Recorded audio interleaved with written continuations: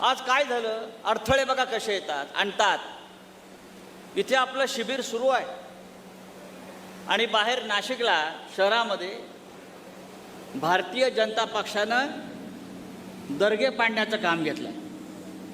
का तर शहरामध्ये गोंधळ व्हावा, कायदा सुव्यवस्थेची परिस्थिती निर्माण व्हावी आणि टी व्हीवरती आपल्या बातम्या दिसू नयेत म्हणून आजचा मुहूर्त काढला. पण त्या सगळ्यांवर पुरून उरून आजचा शिबिराचा सोहळा होतोय आणि दिवसभर महाराष्ट्रामध्ये या आपल्या शिबिराची बातमी होते आहे. या शिबिराचं वैशिष्ट्य काय आहे?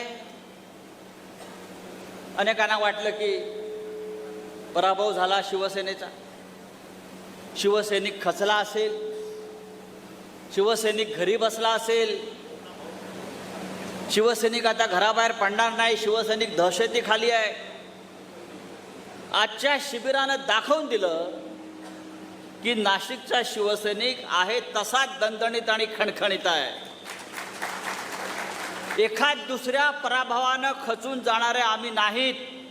पढ़ते रहिए fight against criminal daily newspaper.